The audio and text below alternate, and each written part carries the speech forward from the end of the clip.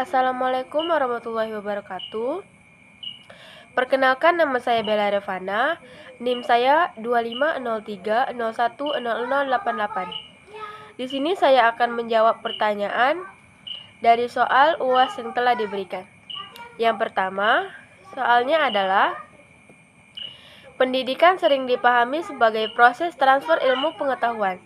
Analisislah secara kritis pandangan tersebut dengan membandingkannya dengan konsep pendidikan sebagai proses pembentukan manusia seutuhnya. Di sini saya akan menjelaskan bahwa pendidikan adalah proses transfer ilmu pengetahuan, melihat pendidikan terutama sebagai kegiatan penyampaian informasi dari guru kepada siswa. Fokus utamanya adalah penguasaan materi pelajaran, kemampuan kognitif, serta hal yang dapat diukur melalui ujian dan nilai. Dalam kerangka ini, guru berperan sebagai sumber utama pengetahuan, sementara siswa cenderung diposisikan sebagai penerima pasif. Namun, pandangan ini memiliki keterbatasan. Pendidikan tidak hanya berkaitan dengan apa yang diketahui siswa, tetapi juga bagaimana mereka bersikap, berpikir, dan bertindak dalam kehidupan. Jika pendidikan hanya dipahami sebagai transfer ilmu, maka aspek nilai, karakter, emosi, kreativitas, dan kemampuan sosial siswa beresiko terabaikan. Sebaliknya juga, konsep pendidikan sebagai proses pembentukan manusia seutuhnya, memandang peserta didik sebagai individu yang utuh, memiliki dimensi intelektual, moral, sosial, emosional, dan spiritual. Sebaliknya juga, konsep pendidikan sebagai proses pembentukan manusia seutuhnya, memandang peserta didik sebagai individu yang utuh, memiliki dimensi intelektual, moral, sosial, emosional, dan spiritual. Guru berperan sebagai pendidik dan pembimbing, sementara siswa menjadi sumber subjektif yang belajar melalui pengalaman, refleksi, dan interaksi. Implikasi terhadap praktik pendidikan di sekolah. Yang pertama, jika pendidik dipahami sebagai transfer ilmu pengetahuan, yaitu pembelajaran cenderung terpusat kepada guru.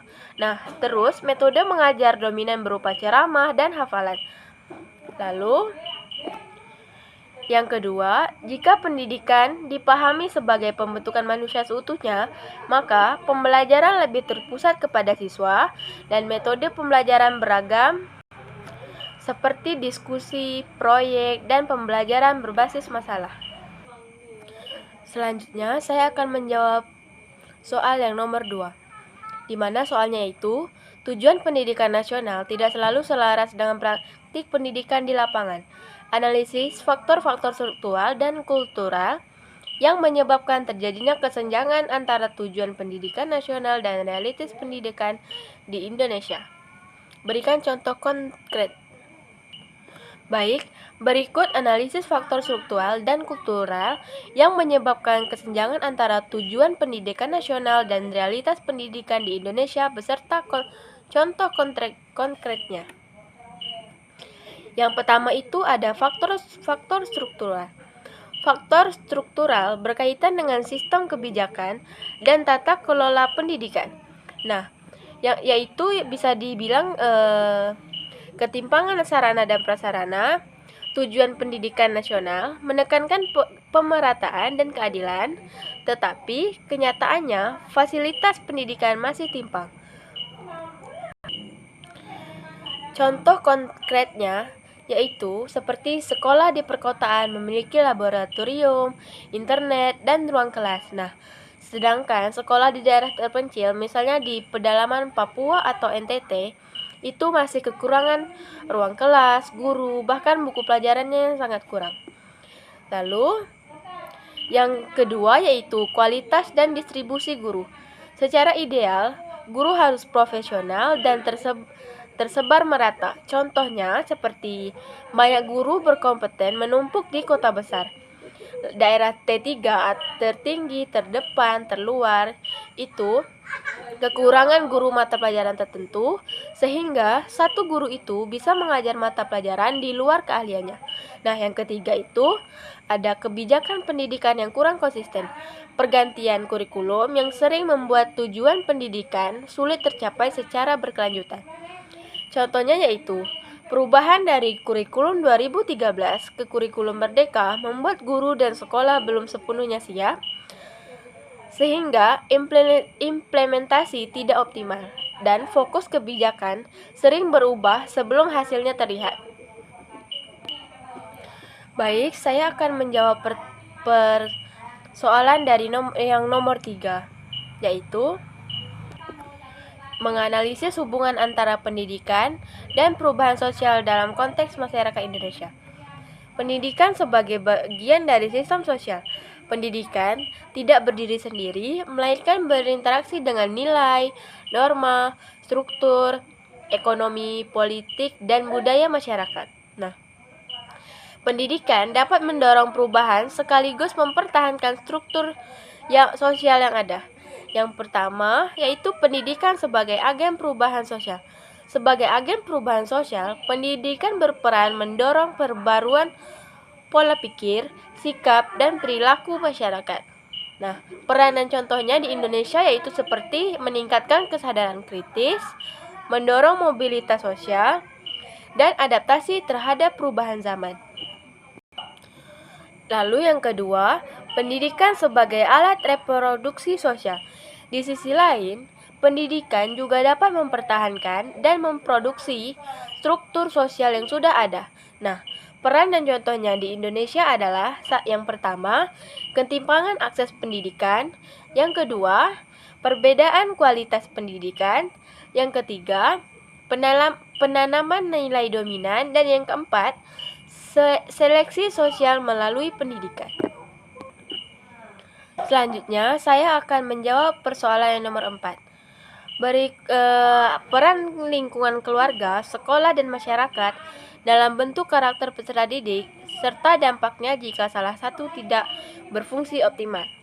Yang pertama itu ada lingkungan keluarga. Nah, peran di lingkungan keluarga ini merupakan pendidikan pertama dan utama bagi anak.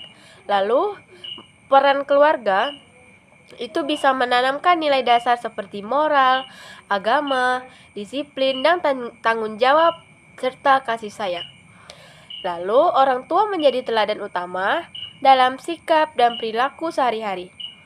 Jika tidak berfungsi optimal, anak bisa mengalami kritis nilai dan moral, muncullah perilaku menyimpang seperti kurang disiplin, kurang empati, atau rendahnya kontrol diri.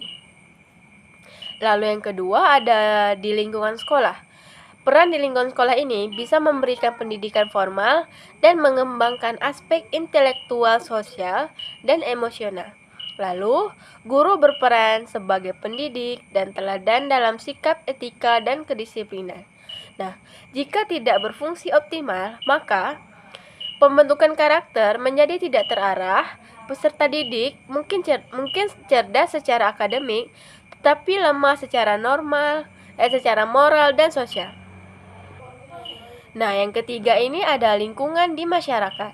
Jika peran di lingkungan masyarakat itu menjadi wadah penerapan nilai-nilai yang telah dipelajari di sekolah dan di dalam keluarga, bisa membentuk sikap sosial seperti toleransi, gotong royong, kepedulian, dan tanggung jawab sosial.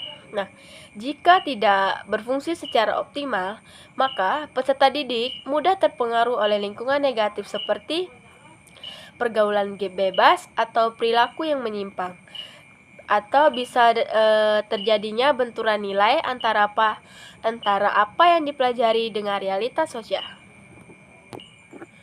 Baik, saya akan menjawab persoalan yang terakhir, yaitu menganalisis dampak perubahan kurikulum yang terlalu sering terhadap berbagai pihak. Yang pertama itu ada dampak terhadap guru. Nah, dampak terhadap guru ini ada dampak negatifnya. Dampak negatif ini bisa menjadi beban adaptasi tinggi, yaitu guru harus terus mempelajari kurikulum baru, perangkat ajar, dan metode penilaian. Lalu, guru akan menjadi stres dan kebingungan karena perubahan cepat sering terjadi sebelum guru benar-benar menguasai kurikulum sebelumnya. dan waktu mengajar pun berkurang karena banyak waktu tersisa untuk pelatihan, administrasi, dan penyesuaian perangkat pembelajaran. Nah, dampak positifnya atau jika dikelola dengan baik, maka itu bisa mendorong guru untuk terus belajar dan berinovasi serta meningkatkan kompetensi profesional jika didukung pelatihan yang memadai. Nah, yang kedua ada dampak terhadap peserta didik. Dampak negatif terhadap peserta didik yaitu ketidakstabilan pembelajaran seperti siswa harus menyesuaikan diri dengan metode, materi, dan sistem penilaian yang berubah-ubah. Lalu kesenjangan pemahaman seperti pergantian kurikulum itu dapat menyebabkan materi tidak berkesinambungan dan itu bisa mengakibatkan kebingungan tujuan belajar terhadap siswa karena standar kompetensi yang berubah membuat siswa sulit memahami arah pembelajaran. Nah, dampak positifnya yaitu jika kurikulum baru lebih relevan, maka siswa bisa memperoleh pengalaman belajar yang lebih kontekstual dan sesuai zaman. Nah, yang ketiga itu ada dampak terhadap mutu pendidikan secara umum. Dampak negatifnya itu ya seperti kualitas pendidikan sulit meningkat secara konsisten karena kebijakan belum sempat dievaluasi secara menyeluruh, lalu implementasinya tidak merata, dan sekolah dengan fasilitas terbatas tertinggal dalam menerapkan kurikulum baru. Nah, dampak positifnya yaitu jika konsisten dan terencana, maka kurikulum dapat menjadi lebih responsif terhadap perkembangan ilmu, pengetahuan, teknologi, dan kebutuhan masyarakat. Baiklah, hanya itu saja yang bisa saya sampaikan. Terlebih terkurang saya mohon maaf, saya akhiri dengan wabillahi taufiq wal hidayah. Wassalamualaikum warahmatullahi wabarakatuh.